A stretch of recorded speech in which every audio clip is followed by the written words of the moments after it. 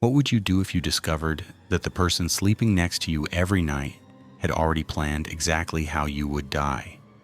That they'd already picked the weapon, chosen the date, and paid someone to pull the trigger? In 1999, in the sprawling hills of Austin, Texas, a wealthy television executive named Stephen Beard thought he'd found love in his twilight years. At 75 years old, he believed he'd married his soulmate, a vivacious, beautiful woman 35 years his junior named Celeste. She laughed at his jokes. She held his hand at country club dinners. She made him feel young again. But while Stephen Beard was dreaming of growing old with his new bride, Celeste was dreaming of something else entirely. She was dreaming of his money, his mansion, his life insurance policies worth millions, and most importantly, she was dreaming of a world where Stephen Beard no longer existed. What makes this story different from every other tale of greed and murder? It's not just about a woman who wanted her husband dead. It's about the twisted psychological web she spun to make it happen. It's about manipulation so profound, so calculated, that she convinced another human being to become her weapon. And it's about the daughters, Stephen's twin girls, who would eventually bring their stepmother's empire of lies crashing down around her. I'm going to take you inside one of the most disturbing murder-for-hire cases in Texas history. You'll meet the mastermind who smiled for cameras while plotting in shadows. You'll understand how love can be weaponized, how vulnerability can be exploited, and how the truth, no matter how deeply buried, always finds its way to the surface. But here's my question for you before we dive in. If you had suspicions about someone you loved, real, gnawing suspicions that something was deeply wrong, would you have the courage to investigate? Would you risk destroying your family to uncover the truth?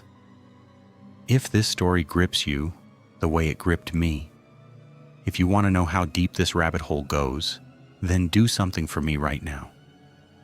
Subscribe to this channel and share this video with someone who needs to hear this story, because what I'm about to reveal will change how you look at every relationship you've ever had. This is the story of Celeste Beard, the woman who turned love into a murder weapon.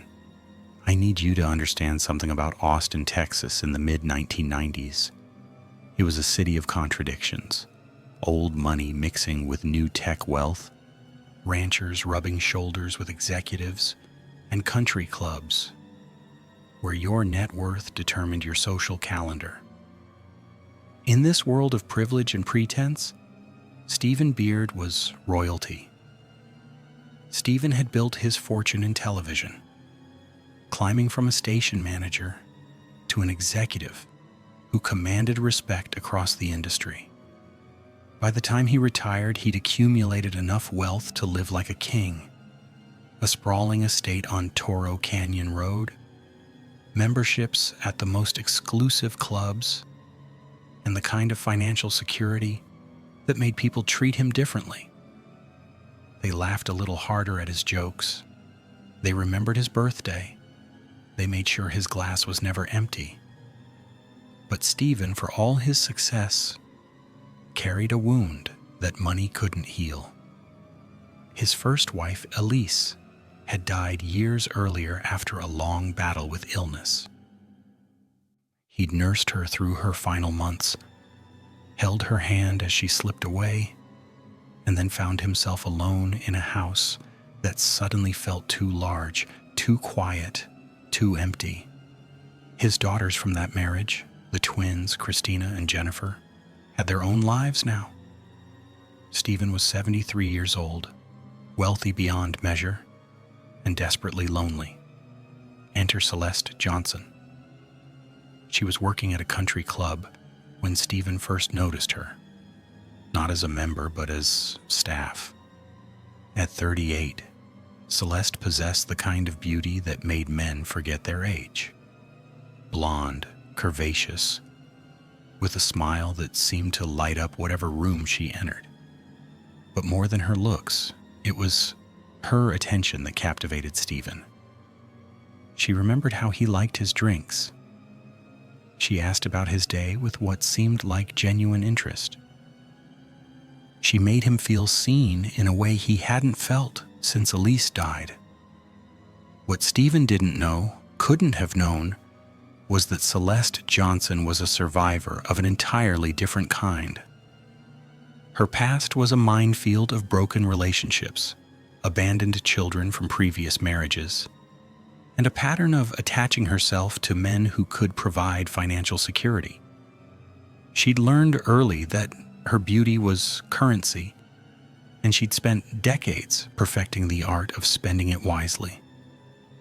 Their courtship was swift by any standard. Within months, Stephen was smitten. His friends at the club noticed the change in him, the spring in his step, the brightness in his eyes, the way he mentioned Celeste in nearly every conversation. Some whispered concerns about the age difference, about Celeste's background, about the speed of it all. But Stephen dismissed them as jealousy. He'd found love again, and nothing would convince him otherwise. In 1995, Stephen Beard married Celeste Johnson in a ceremony that announced to Austin society that this lonely widower had found his second chance at happiness. Celeste moved into the Toro Canyon estate, a mansion that would have seemed like a palace to the woman who'd spent years scraping by. She was given credit cards without limits. She redecorated rooms on a whim. She threw parties that became the talk of the social circuit. And Stephen's twin daughters watched all of this with growing unease. Kristina and Jennifer Beard were in their early 20s when their father remarried. They wanted to be happy for him. Truly they did. Their mother's death had devastated them, and seeing their father smile again should have been a blessing. But something about Celeste set off alarms they couldn't quite articulate. It was the way she'd insert herself between them and their father, the way conversations somehow always steered back to money, the way her warmth seemed calculated, performed, turned on and off like a switch. They tried talking to Stephen about their concerns. They approached it gently at first, then more directly. But love, especially the desperate love of a lonely man grasping at a second chance, is deaf to warnings. Stephen assured his daughters that Celeste was different, that they just needed time to know her, that once they saw how happy she made him, they'd understand. So Kristina and Jennifer did what loving daughters do. They swallowed their doubts. They attended family dinners and smiled through gritted teeth. They watched their father sign document after document that Celeste placed in front of him. They watched his will change. They watched his accounts get restructured. And they waited, hoping they were wrong about everything. Inside the Toro Canyon mansion, Celeste was settling into her new role as Austin royalty. But she was also discovering something that threatened everything she'd worked for. Stephen Beard was healthy. Despite his age, despite his years of rich food and expensive wine, the man showed no signs of dying anytime soon. His doctors gave him years, possibly decades, of life remaining. For a woman who had married for money, this was an unexpected complication. Celeste began spending more recklessly, as if trying to burn through the fortune before reality set in. Shopping sprees that totaled tens of thousands of dollars. Trips that cost more than most people's yearly salaries. She seemed determined to enjoy every penny of Stephen's wealth while she could. but spending wasn't enough. The wealth was vast, but Celeste wanted more than access. She wanted ownership. And as long as Stephen Beard was alive, everything she touched was merely borrowed. In her mind, a solution began to form. Not yet a plan, but a question.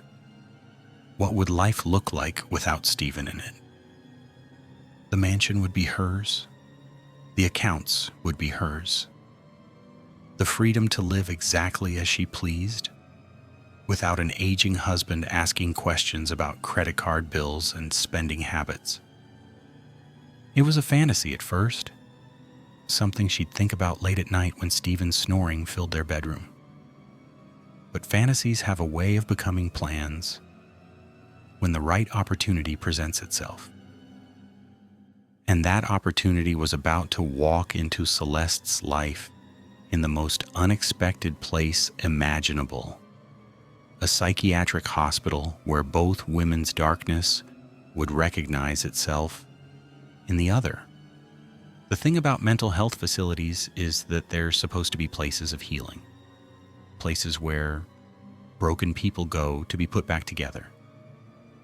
But sometimes when you gather enough damaged souls in one place, they don't heal each other. They teach each other new ways to break. In 1999, Celeste Beard checked herself into St. David's Pavilion, a psychiatric facility in Austin. Her stated reasons were depression and anxiety, the strain of adjusting to her new life of wealth and social pressure.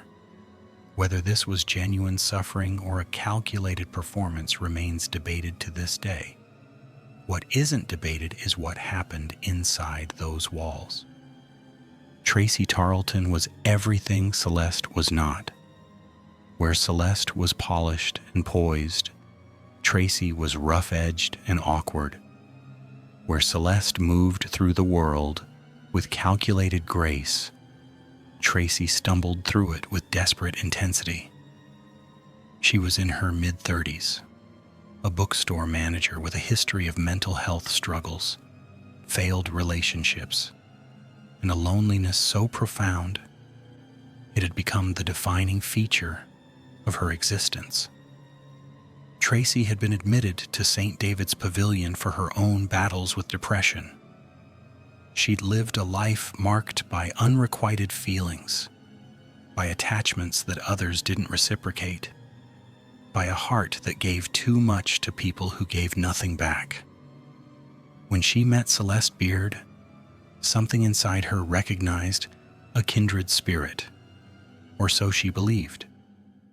Celeste, for her part, recognized something very different in Tracey, or she recognized a tool. Their friendship developed quickly, with the intensity that often characterizes relationships formed in institutional settings. When you're both vulnerable, when you're both stripped of your social masks, connections can form with alarming speed. They talked for hours in the common rooms. They shared secrets, fears, dreams. Celeste played the part of a woman trapped in an unhappy marriage, suffocating under the control of an older husband who didn't understand her. And Tracey listened. More than listened, she absorbed.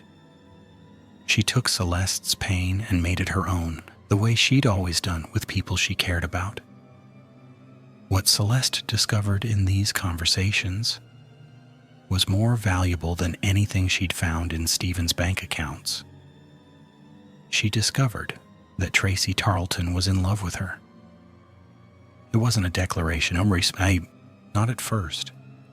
It was in the way Tracey's eyes followed Celeste across the room, the way her voice softened when she said Celeste's name, the way she'd find excuses to touch Celeste's hand, her shoulder, her hair. Tracey was falling and Celeste was positioning herself to catch her. For Celeste, this was an opportunity that required careful cultivation. She needed Tracey's devotion to grow, to deepen, to become so all-consuming that Tracey would do anything to make Celeste happy. And anything was precisely what Celeste had in mind. When both women were released from St. David's Pavilion, their friendship continued on the outside. Tracey became a frequent visitor to the Toro Canyon estate, though always when Stephen was occupied elsewhere. Celeste introduced her to the twins as a friend, someone she'd met in treatment. Just another Austin acquaintance in her expanding social circle. But the visits weren't casual, they were investments. Celeste began painting a picture for Tracey, a picture of her marriage that bore little resemblance to reality. She described Stephen as controlling, as jealous, as a man who monitored her every move and made her feel like a prisoner in her own home. She hinted at darker things, at cruelties she couldn't quite articulate, at a fear that had no name but was always present. Tracey believed every word. Why wouldn't she? She was in love with Celeste, and love makes believers of us all. If Celeste said she was suffering, then she was suffering. If Celeste said Stephen was a monster, then Stephen was a monster. Tracey had spent her entire life looking for someone to save, someone who would need her the way she needed to be needed. In Celeste's manufactured victimhood, she found her purpose. Their relationship evolved as Celeste intended it to. What had been friendship became something more intimate, more complicated. Celeste allowed Tracey to believe that their connection was romantic, that if only Stephen weren't in the picture, they could be together, really together. The life partners that fate had always intended them to be. It was during one of these intimate conversations that Celeste first floated the idea. Sometimes, she said, her voice barely above a whisper, I dream about what life would be like without him. Tracey held her breath. I know it's terrible to say, Celeste continued, but I imagine waking up one day and just being free. No more walking on eggshells. No more pretending to be something I'm not. Just peace. Tracey reached for Celeste's hand. You deserve peace. I know. But as long as he's alive, I'll never have it. He'll never let me go. He's made that perfectly clear. The seed was planted, not with force, not with explicit instruction, but with the careful precision of someone who understood exactly how suggestion works on a willing mind. Over the following weeks, Celeste watered that seed. She escalated her descriptions of Stephen's alleged cruelty. She expressed fear for her own safety. She wondered aloud what would happen to her if something happened to Stephen. Would she be okay? Would she be provided for? She'd checked the insurance policies, she admitted.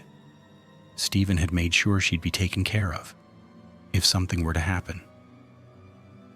Tracey began having thoughts that terrified her, thoughts about Celeste Beard, about what it would take to give Celeste the freedom she deserved, about whether she was capable of doing something she'd never imagined herself doing. These weren't abstract thoughts. They were becoming plans. Celeste noticed the change in Tracey, the way her eyes hardened when Stephen's name was mentioned, the protective fury that rose to the surface at any hint that Celeste was suffering. She was ready, Celeste realized. The weapon was loaded. It just needed to be aimed. If something happened to him, Celeste said one evening, testing the waters, would you be there for me? Tracey's answer was immediate. I'll always be there for you. Promise me. I promise. No matter what. Tracey met Celeste's eyes with an intensity that should have frightened any reasonable person. But Celeste wasn't frightened. She was satisfied. No matter what. The thing about manipulation is that it doesn't feel like manipulation when you're in the middle of it.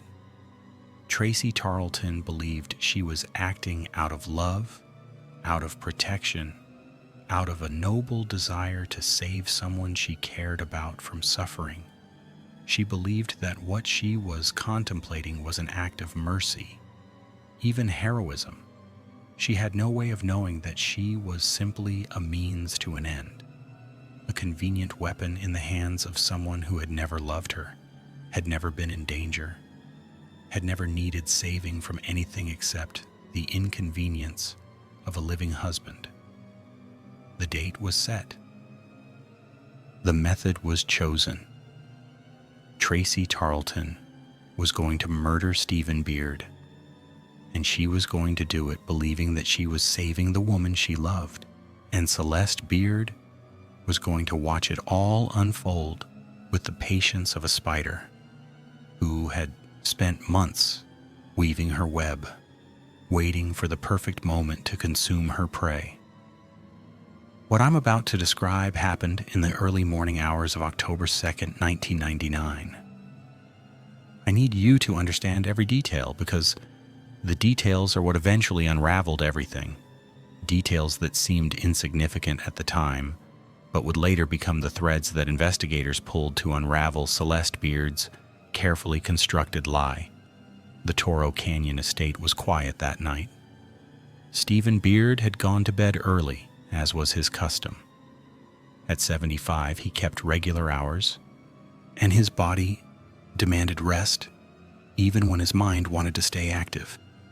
He'd kissed his wife goodnight, climbed the stairs to the master bedroom, and settled into what he expected to be another peaceful night of sleep in the home he'd worked his entire life to afford.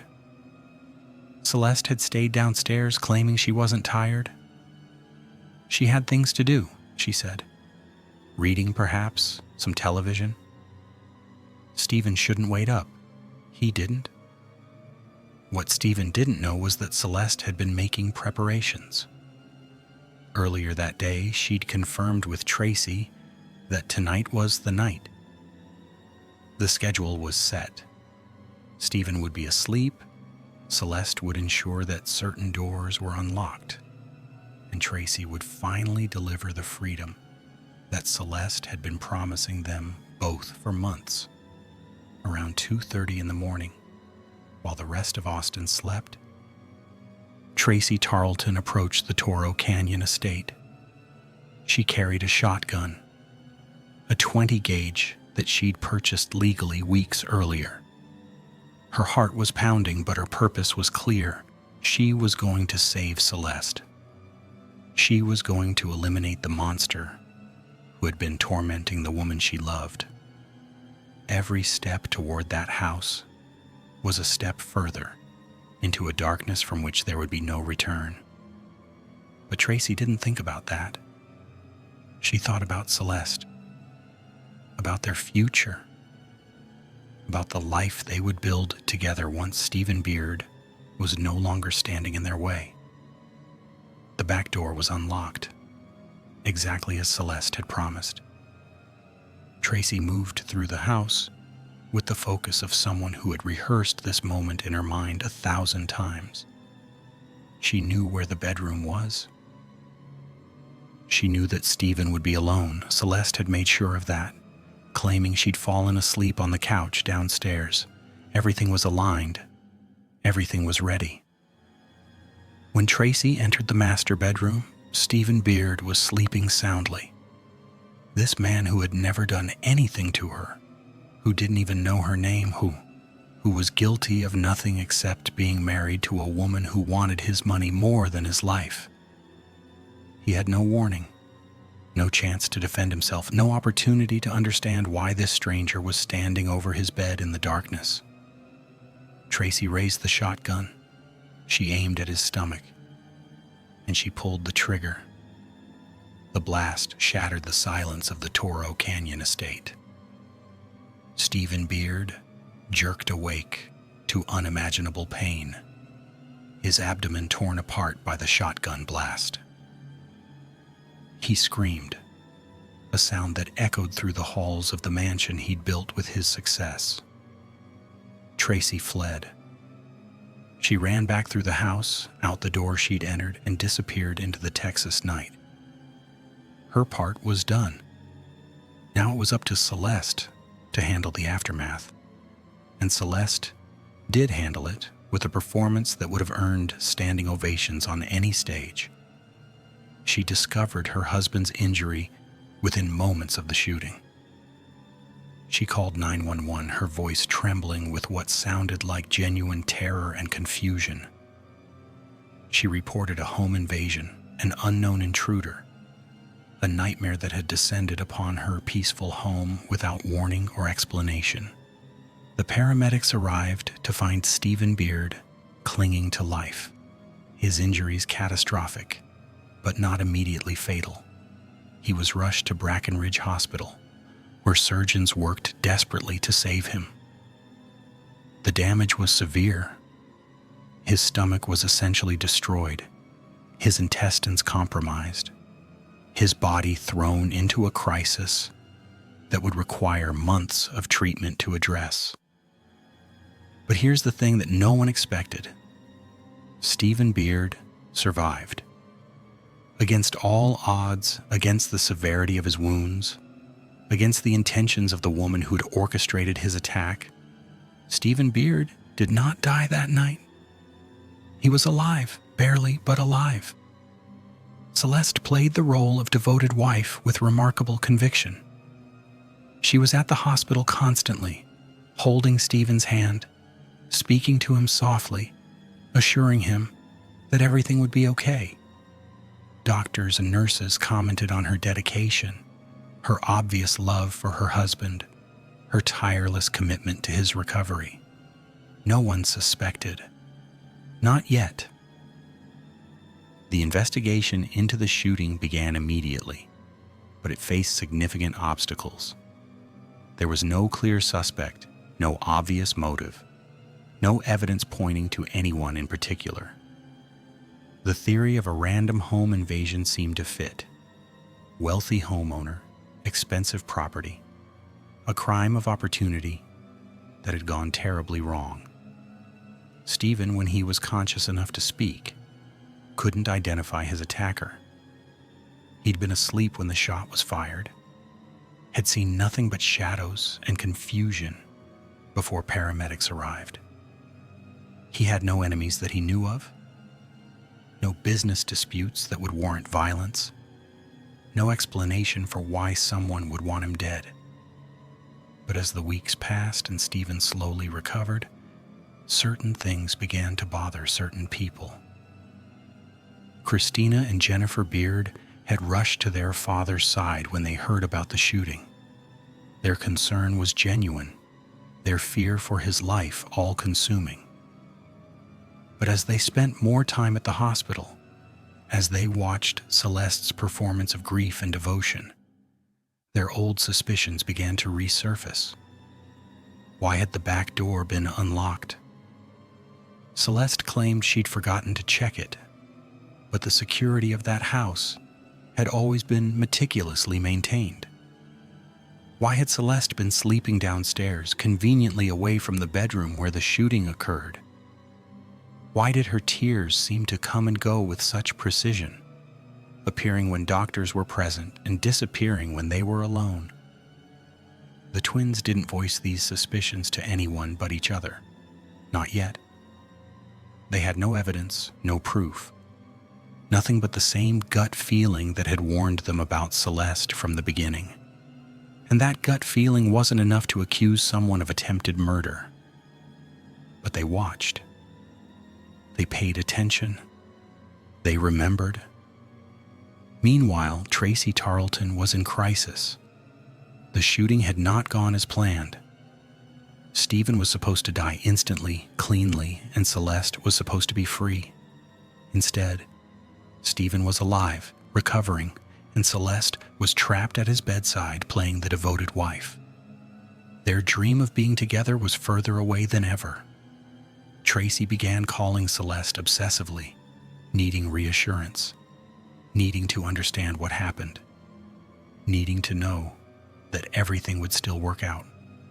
Celeste, who could no longer meet with Tracey openly without raising suspicion, grew increasingly cold in her responses. The warmth that had characterized their relationship began to evaporate, replaced by irritation, distance, and eventually silence. For the first time, Tracey began to wonder if she'd been used. But she pushed those doubts aside. She couldn't accept that the love she'd felt, the love that had motivated her to do the unthinkable, had been manufactured. She couldn't accept that Celeste had never truly cared for her. Because if that were true, then what Tracey had done wasn't an act of love or heroism. It was simply murder. And Tracey Tarlton wasn't ready to face that reality. Not yet. Let me pause here to ask you something. Have you ever trusted someone so completely that you ignored every warning sign? Have you ever believed in someone's love so deeply that you would have done anything they asked? Think about that for a moment. Think about the most vulnerable you've ever been, the most desperate for connection, the most willing to believe that someone saw you, valued you, loved you in return. Now imagine discovering that none of it was real. If this question resonates with you, drop a comment below. Tell me about a time when you trusted someone who didn't deserve it. I want to know your stories, because understanding human vulnerability is how we protect ourselves from predators like Celeste Beard. Stephen Beard's survival should have been the end of Celeste's plans. A reasonable person, a person with any capacity for self-reflection, would have recognized that the universe had given them a second chance. They would have abandoned their murderous designs and found another way to deal with their unhappy marriage. But Celeste Beard was not a reasonable person. And Stephen's survival wasn't the end of anything. It was simply an inconvenient delay. Stephen spent months in the hospital recovering from his wounds. The shotgun blast had caused catastrophic damage to his gastrointestinal system, requiring multiple surgeries and a colostomy bag that he found humiliating and uncomfortable. He was in constant pain, dependent on medications, unable to care for himself in even the most basic ways. Through it all, Celeste remained at his side, publicly at least. She was photographed leaving the hospital after long visits. She was quoted in local newspapers expressing gratitude for the medical team's efforts. She was everything a devoted wife should be during a time of crisis. But behind closed doors, a different story was unfolding. Celeste began to distance herself from Stephen's care, even as she maintained the appearance of devotion. She complained to friends about the burden of caring for an invalid, about how the shooting had disrupted her life, about how unfair it was that she was expected to put everything on hold while Stephen recovered. Her resentment, which she'd hidden so carefully before the shooting, began to leak through the cracks in her performance. More troublingly, Stephen's recovery seemed to plateau, then decline. Doctors were puzzled. His wounds were healing, but something else was wrong. He developed complications that shouldn't have occurred. His condition would improve, then suddenly worsen. The medical team adjusted medications, ran tests, consulted specialists, but nothing seemed to stabilize their patient. What no one suspected, what no one could have imagined, was that Celeste was interfering with his care. I need to be careful here, because some allegations were never definitively proven in court, but the pattern that emerged during the investigation suggested that Celeste was not simply a neglectful wife. She was actively sabotaging Stephen's recovery. Medications that went missing, instructions that weren't followed, a colostomy bag that developed issues that should have been preventable with proper care. The twins noticed. Of course they did. Kristina and Jennifer had been taking turns staying at the hospital, and they began documenting everything. Every time Celeste visited, every time she was alone with Stephen, every time his condition worsened after she'd been there. They compiled notes, dates, observations. They didn't know what they were looking for exactly, but they knew something was wrong. In January 2000, nearly 4 months after the shooting, Stephen Beard's condition took a fatal turn. Complications from his injuries, specifically a pulmonary embolism related to his prolonged recovery, claimed his life. He was 75 years old and he died without ever knowing who had shot him or why. For Celeste, this was finally the outcome she'd been waiting for. Stephen was gone, and his fortune, estimated at over $2 million, was now hers. She would inherit the Toro Canyon estate, the life insurance policies, the investments, everything that Stephen had spent a lifetime accumulating. She had won, or so she believed. The twins were devastated by their father's death, but their grief was complicated by suspicion. They knew with a certainty that went beyond evidence that Celeste was responsible. Not just for the neglect that had characterized Stephen's final months, but for the shooting itself. They couldn't prove it. They couldn't explain how they knew, but they knew, and they weren't going to let it go. Kristina and Jennifer began their own investigation quietly, carefully. They talked to people who knew Celeste, who had seen her behavior during Stephen's hospitalization, who had noticed things that didn't quite add up. They collected business cards from detectives, noted phone numbers, built files. They were preparing for a battle that might never come, but they were preparing nonetheless. Celeste, meanwhile, was spending her inheritance with abandon. Designer clothes, luxury cars, expensive trips. She seemed determined to burn through Stephen's money as quickly as possible, as if the wealth itself was contaminated by its source. Or perhaps she simply saw no reason for restraint now that no one could question her. But one person was still questioning everything. Tracey Tarlton had been watching Celeste's behavior since Stephen's death, and what she saw confused her. Where was the grief?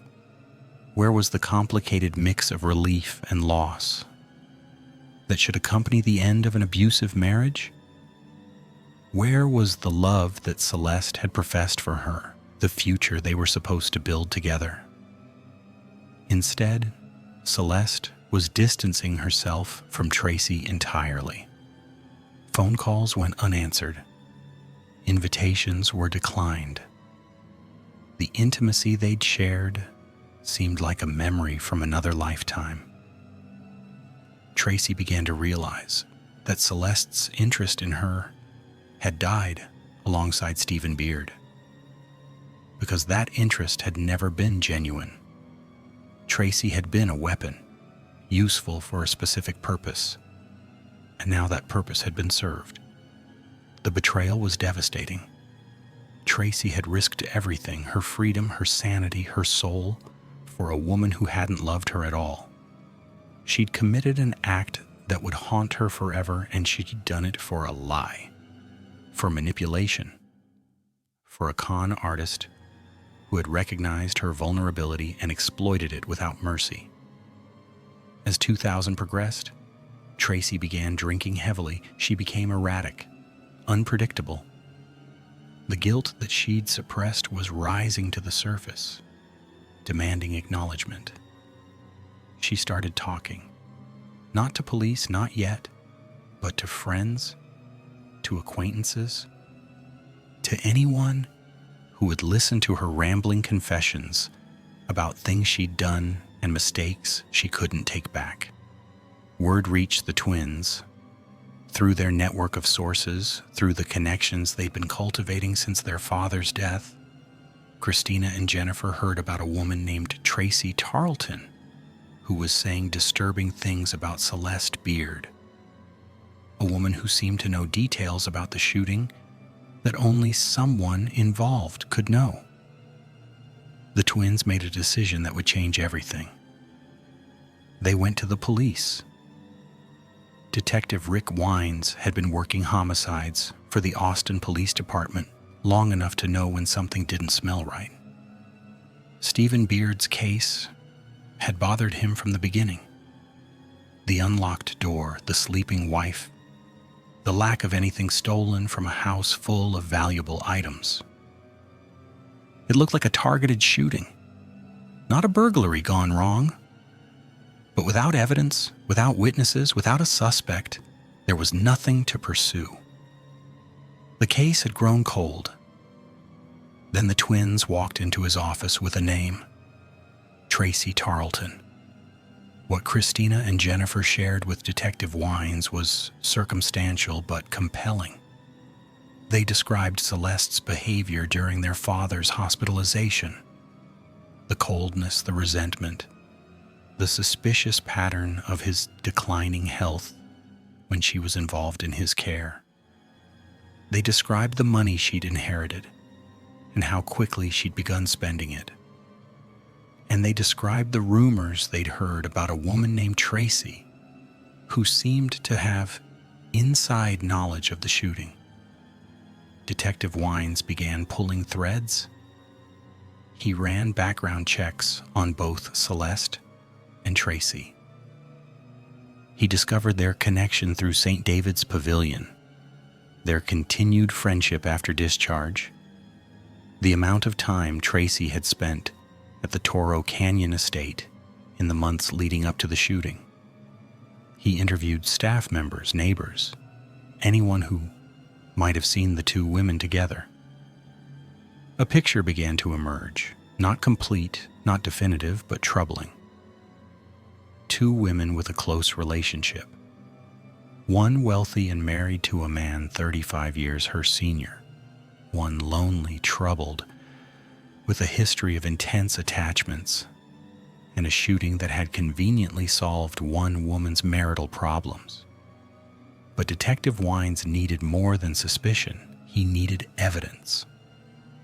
Tracey Tarlton became the focus of the investigation. Detectives began surveilling her, monitoring her movements, building a case that they hoped would eventually reveal the truth. They listened as she talked to friends about her guilt. They watched as she unraveled, inch by inch, under the weight of what she'd done. And then they approached her directly. The interrogation of Tracey Tarlton is a study in how manipulation can work both ways. Just as Celeste had manipulated Tracey into committing murder, the detectives now had to convince Tracey to admit what she'd done and implicate the woman who had orchestrated it. They started with sympathy. They acknowledged her pain, her confusion, her obvious remorse. They positioned themselves not as adversaries but as allies, people who understood that she was a victim too, in her own way. They suggested that Celeste had used her, had exploited her feelings, had thrown her away once she was no longer useful. Tracey was resistant at first. Despite everything, the abandonment, the betrayal, the crushing realization that she'd been conned, some part of her still wanted to protect Celeste. Some part of her still believed that what they'd shared had been real, that Celeste had loved her in her own complicated way, that there was an explanation for everything that she simply didn't understand. But the detectives were patient.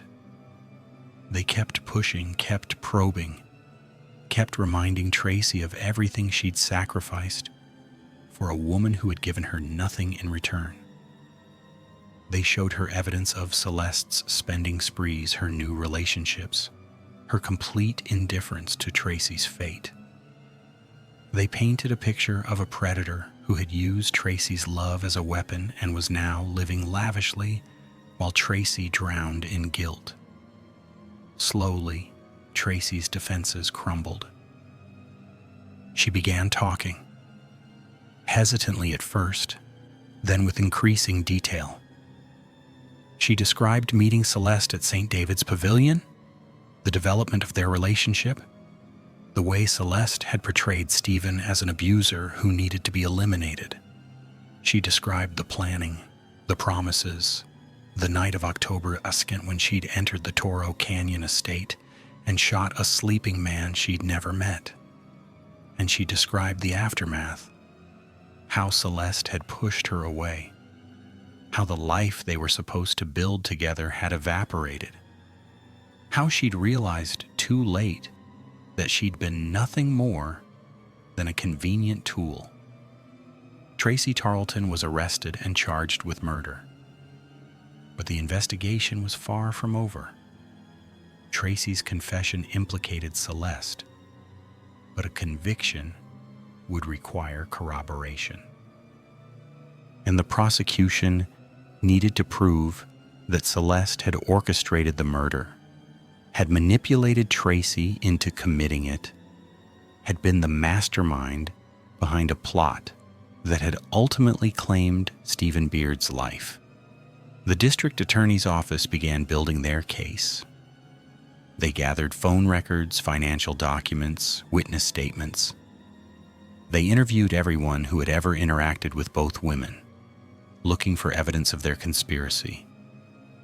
They constructed a timeline that showed exactly how Celeste had cultivated Tracey's devotion and directed it toward murder. Celeste, of course, denied everything. When she was arrested and charged with capital murder, she expressed shock and outrage.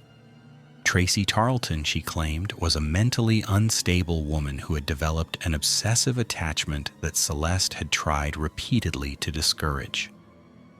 The shooting was entirely Tracey's idea, born of jealousy and delusion. Celeste was the victim here, first of Tracey's unwanted attention, now of false accusations. It was a bold defense and in some ways a clever one. Tracey's history of mental health issues made her a questionable witness. Her obvious obsession with Celeste could be interpreted as one-sided infatuation rather than mutual involvement. If the defense could convince a jury that Tracey had acted alone, that Celeste had no knowledge of or participation in the plot, then Celeste might walk free. The stage was set for a trial that would captivate Austin and expose the darkest corners of human manipulation. March 2003. The Travis County Courthouse was packed with spectators, journalists, and curious citizens who had been following the Celeste Beard case since her arrest. This was Austin's trial of the decade, a story of money, murder, and manipulation that seemed torn from the pages of a pulp novel.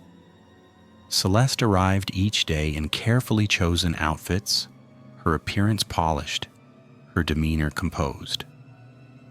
She understood the importance of presentation, the way juries form opinions based on how defendants look and act.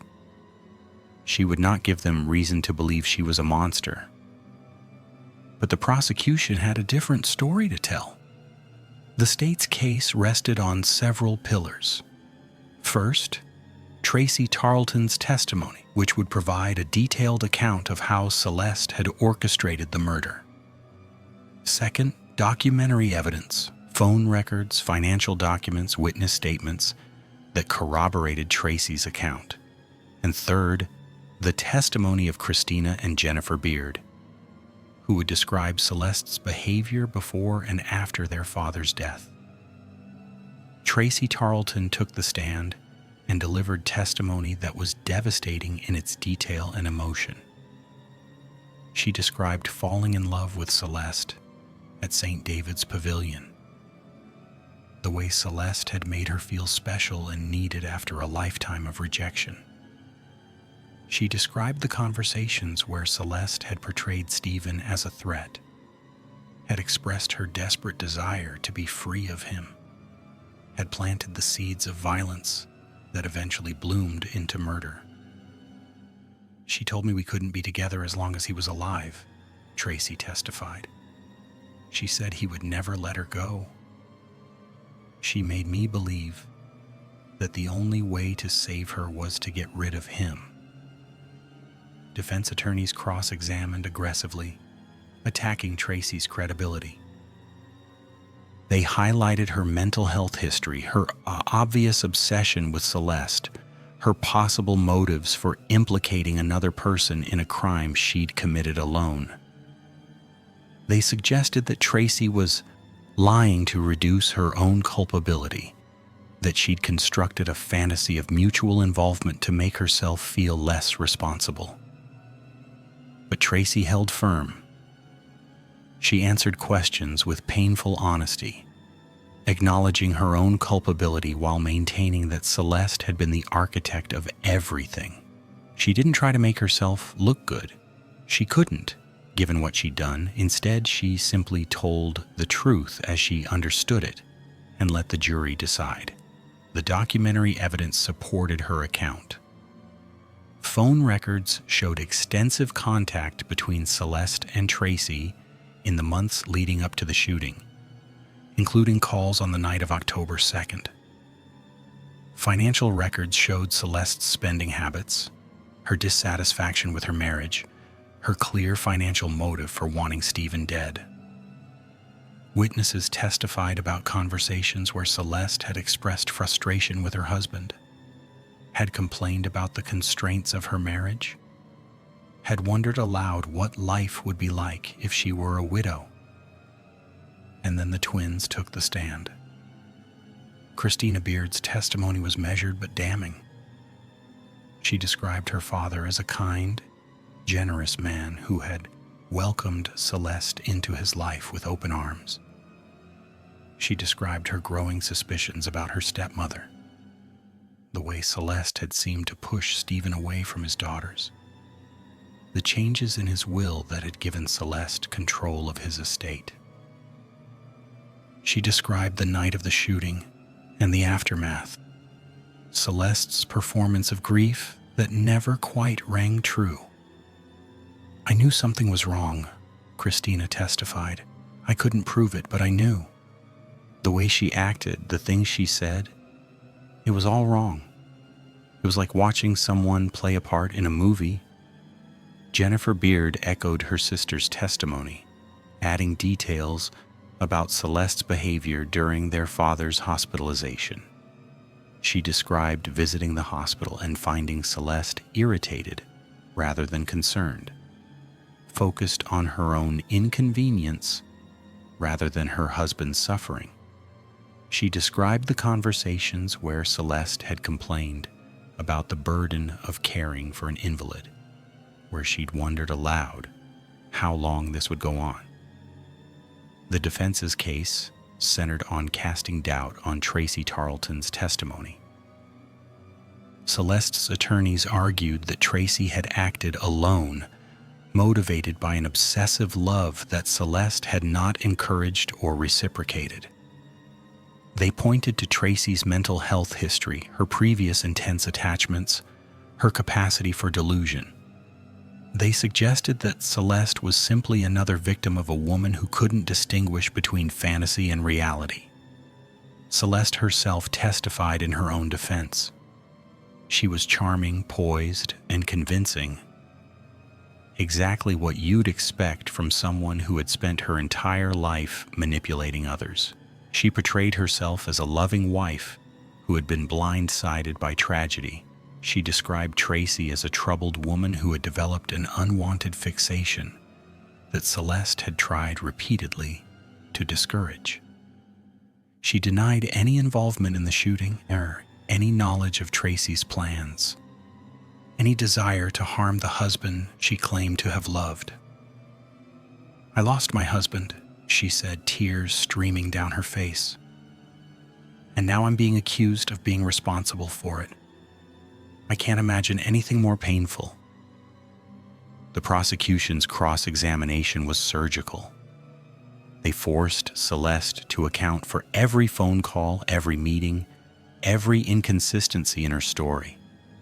They confronted her with evidence of her financial motives, her troubled past, her relationship with Tracey. They exposed the contradictions between her testimony and the documentary record. But ultimately, the trial came down to a question of credibility. Who did the jury believe? Tracey Tarlton, the admitted shooter, who had every reason to shift blame to another person, or Celeste Beard, the grieving widow who maintained her innocence? The jury deliberated for hours, days. The pressure was immense, the stakes unimaginable. 2 women's fates hung in the balance, and the truth, whatever it actually was, remained obscured by competing narratives and shifting perspectives. I've covered many trials in my years of researching true crime, but few verdicts have carried the weight of the one delivered in the Celeste Beard case. This wasn't just about determining guilt or innocence. It was about understanding the nature of manipulation itself. Could one person truly be held responsible for the actions of another? Could love be so distorted that it became a weapon? The jury announced their verdict on March 20th, 2003. Guilty, Celeste Beard was convicted of capital murder in the death of Stephen Beard. The jury had believed Tracey Tarlton's testimony, had accepted that Celeste had orchestrated the murder, even if she hadn't pulled the trigger herself. The evidence of manipulation, of planning, of financial motive had been too compelling to ignore. The courtroom erupted.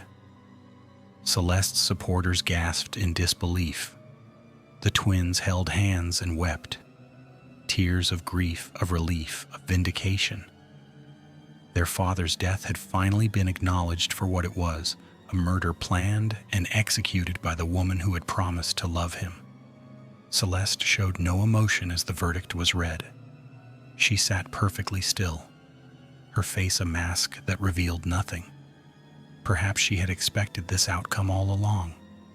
Perhaps she was already calculating her next move, planning her appeal, refusing to accept that her years of manipulation had finally caught up with her. The sentencing phase followed shortly after. Texas law allowed for the death penalty in capital murder cases, and prosecutors argued that Celeste's crimes warranted the ultimate punishment. She had killed for money, had manipulated another human being into becoming her weapon, had shown no remorse for the devastation she'd caused. But the jury declined to impose death. Instead, Celeste Beard was sentenced to life in prison without the possibility of parole. She would spend the rest of her days behind bars, far from the mansion she'd coveted, the money she'd craved, the lifestyle she'd been willing to murder to maintain. Tracey Tarlton, who had pleaded guilty to her role in the murder and cooperated with the prosecution, received a separate sentence. She was sentenced to 20 years in prison, a significant punishment, but one that acknowledged her cooperation and the manipulation she had endured. Unlike Celeste, Tracey would eventually have the opportunity for parole. The twins spoke publicly after the verdict, their statements carrying the weight of years of suspicion, investigation, and advocacy. They expressed gratitude to the detectives, prosecutors, and jury members who had brought their stepmother to justice. They spoke about their father, his kindness, his generosity, his love for them that had never wavered even when Celeste had tried to drive them apart. "Our father deserved better," Kristina said. "He deserved a wife who loved him for who he was, not what he had." He deserved to live out his years in peace. Celeste took that from him, and now she'll have to live with that. For the twins, the verdict was both an ending and a beginning. The fight to hold Celeste accountable had consumed years of their lives, had forced them to confront ugly truths about someone their father had loved. Now that fight was over. They could begin the process of healing, of remembering their father for who he was rather than how he died. But the case raised questions that extended beyond the specific facts of Stephen Beard's murder. How do we protect vulnerable people from manipulation? How do we recognize when love is being weaponized? How do we balance compassion for those who are manipulated with accountability for the actions they take? These questions have no easy answers, but they're worth asking, because somewhere, right now, there's another Celeste Beard cultivating another victim. There's another Tracey Tarlton falling in love with someone who will exploit that love for their own purposes. There's another Stephen Beard who has no idea that the person sharing his bed has already decided how his story will end. The only defense against manipulation is awareness, understanding the patterns, recognizing the warning signs, trusting your instincts when something feels wrong. The twins had felt that wrongness from the beginning, if only someone had listened. The years following Celeste Beard's conviction saw the case continue to resonate through the lives of everyone it had touched. Justice had been served, legally speaking, but the human wreckage remained. Kristina and Jennifer Beard inherited what remained of their father's estate after the legal battles concluded. It was less than it should have been. Celeste had spent lavishly during the years between the shooting and her arrest, but it was something. More importantly, they had each other. The bond between the twins, forged in childhood and strengthened by their shared fight for justice, remained unbreakable. They used their experience to advocate for victims of crimes, speaking publicly about the importance of trusting your instincts, of investigating suspicions, of not letting social pressure silence legitimate concerns. They had been dismissed as jealous stepdaughters, as troublemakers, as people who couldn't accept their father's new happiness. But they had been right, and their persistence had ultimately made the difference. Tracey Tarlton served her sentence and eventually became eligible for parole. Her years in prison had been marked by genuine reflection, by attempts to understand how she had been manipulated and how she could prevent others from suffering similar fates. She cooperated with researchers and journalists who sought to understand the psychology of manipulation, hoping that her story might serve as a warning to others. When she was released, she returned to a world that remembered her as a murderer. Rebuilding a life after such infamy is nearly impossible. But Tracey attempted it with whatever remained of her strength. She sought anonymity, distance from the events that had defined her existence, a chance to be something other than the woman who had shot Stephen Beard.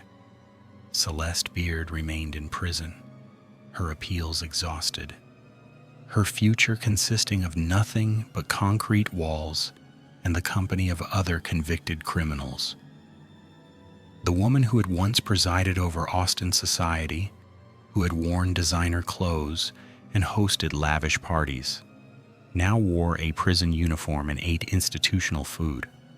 Those who knew her in prison reported that she maintained her composure, her sense of superiority, her belief that she had been wrongly convicted.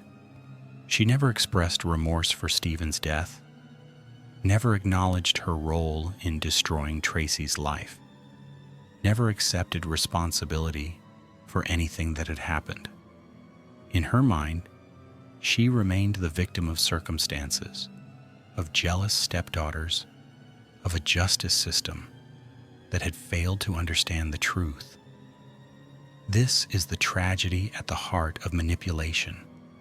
The manipulator rarely sees themselves as the villain. Celeste likely convinced herself of her own narrative, constructed a version of events where she was innocent and everyone else was wrong. The capacity for self-deception is as powerful as the capacity for deceiving others. The Toro Canyon estate was sold after the trial, its history too dark for any Beard family member to continue living there. The new owners had no connection to Stephen or Celeste, no knowledge of the violence that had occurred within those walls. For them, it was simply a beautiful home in the Texas hills, nothing more. But houses remember. Places hold energy from the events that occur within them. Perhaps some night visitor to that estate feels something. A chill, an unease, a sense that something terrible happened there. Or perhaps that's just my imagination, my tendency to see ghosts where there are only shadows.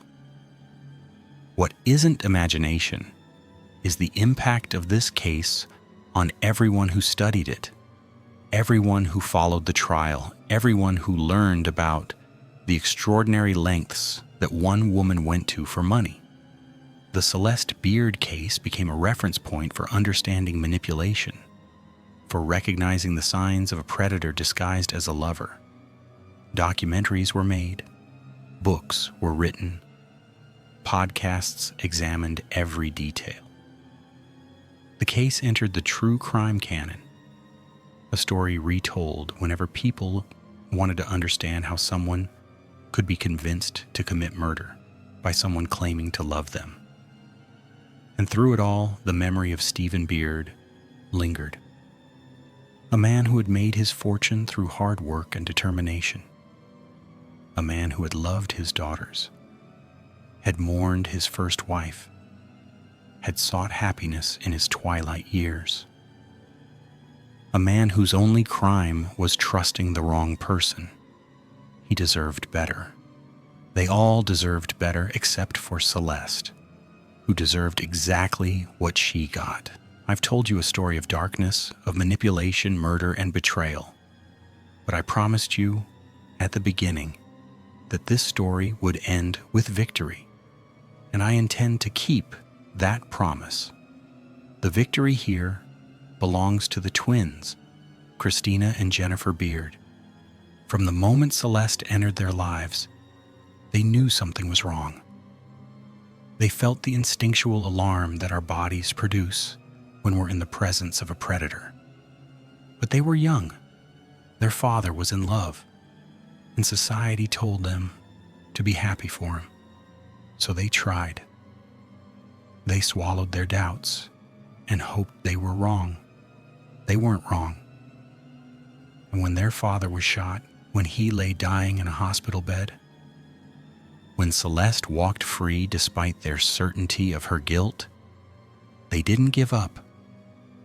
They didn't accept the official narrative that Stephen's shooting was a random home invasion. They didn't trust the performance of grief that Celeste delivered for cameras and doctors. Instead, they investigated. They collected evidence. They built relationships with detectives who shared their suspicions. They prepared, day after day, for a battle that they didn't know how to win but refused to abandon.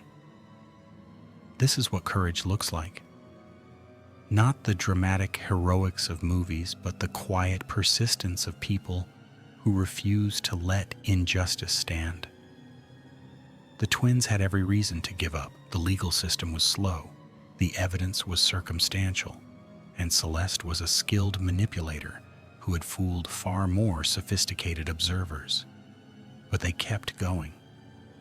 When Tracey Tarlton's name surfaced, when the investigation began to move forward, when the arrest finally came, that was their victory. They had kept their father's memory alive long enough for justice to find it, and when the jury delivered its verdict, when Celeste Beard was convicted of capital murder and sentenced to spend the rest of her life in prison, that was vindication. Not just for the twins, but for everyone who has ever fought against manipulation and been told they were imagining things. Everyone who has trusted their gut when society told them to trust authority. Everyone who has refused to let a predator escape consequences. The twins' victory is our victory too.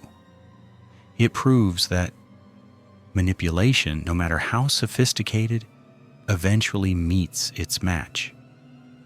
It proves that truth has a way of surfacing even when it's buried under years of lies. It proves that the bad guys don't always win, that sometimes justice prevails. Stephen Beard cannot be brought back. The years he lost, the death he suffered, the betrayal by someone he loved, none of that can be undone.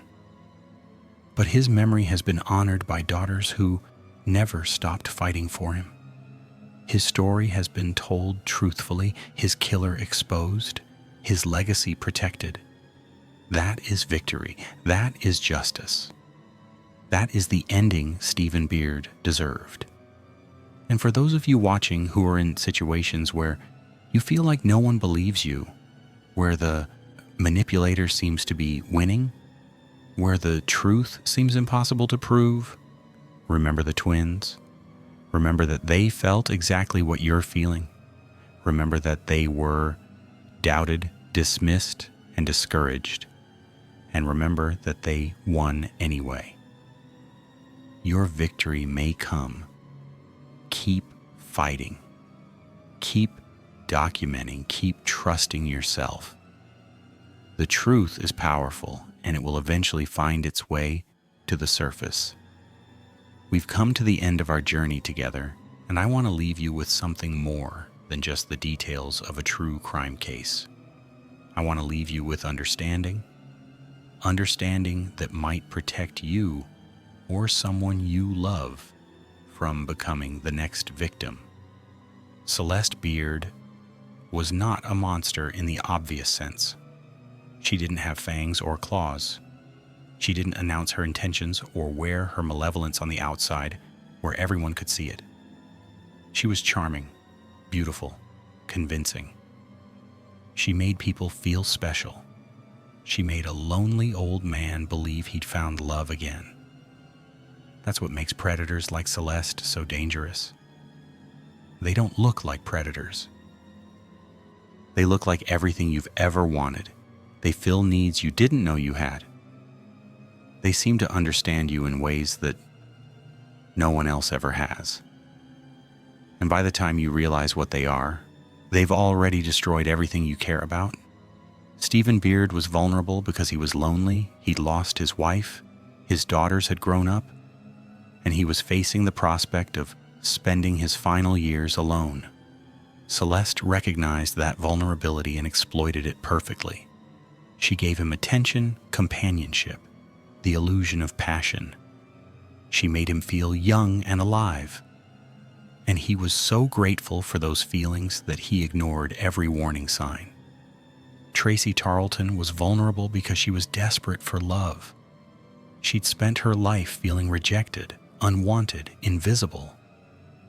Celeste recognized that vulnerability too, and she exploited it for a different purpose. She made Tracey feel chosen, special, worthy of love for the first time. And Tracey was so desperate to hold on to that feeling that she committed murder to prove her devotion. Both of them, Stephen and Tracey, were targeted because of their wounds. Predators like Celeste have an instinct for finding wounded people, for identifying exactly where it hurts and positioning themselves as the cure. They're emotional surgeons, precisely cutting away resistance until their victims will do anything to keep them. So how do you protect yourself? First, trust your instincts. The twins knew something was wrong with Celeste from the beginning, even though they couldn't articulate what it was.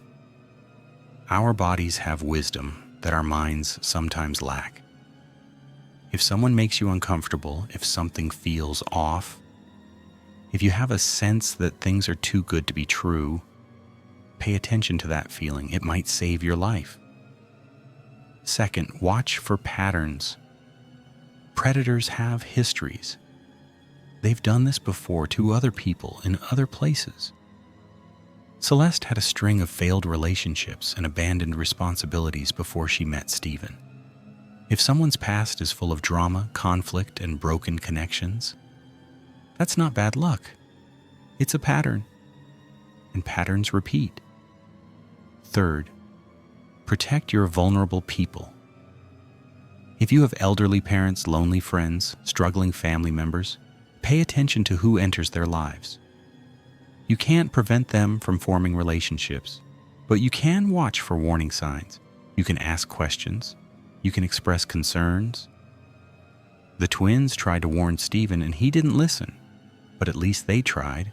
At least they were watching. Fourth, maintain your support network. Predators isolate their victims, cutting them off from friends and family who might see through the manipulation. If someone in your life is pulling away from everyone who cares about them, if their new partner seems to discourage contact with old relationships, that's a warning sign. Fight to maintain those connections. They might be the only thing that saves you. And finally, remember that recovery is possible. Tracey Tarlton was a victim of manipulation, and she made terrible choices as a result. But she eventually found the strength to tell the truth, to cooperate with justice, to begin the long process of healing. No matter how deep the manipulation goes, no matter how terrible the things you've done or allowed to be done, there is a path back to yourself. It's hard and painful and long, but it exists. Celeste Beard died because he trusted the wrong person. Tracey Tarlton lost decades of her life because she loved the wrong person. Celeste Beard is spending the rest of her days in prison because she believed she could manipulate without consequence. But the twins, Kristina and Jennifer, they won because they refused to let manipulation have the final word. They fought for truth when truth seemed impossible. They held on to their instincts when everyone told them they were wrong. And in the end, their persistence rewarded them with justice. That's the lesson of this story. And manipulation is real. Predators are real. But so is the human capacity for resistance, for truth-telling, for fighting back against the darkness. The twins proved that. And so can you. Thank you for staying with me through this story. If it resonated with you, share it with someone who needs to hear it. Someone who might be in a vulnerable position, someone who might be ignoring warning signs, someone who might be the next target of a predator like Celeste Beard. And subscribe to this channel because I have more stories to tell you, stories of darkness and light, stories of victims and survivors, stories that will help you understand the world and protect yourself from its dangers. Until next time, stay safe, trust your instincts, and remember, the truth always wins in the end. This has been the story of Celeste Beard's hired domination hit, and justice was served.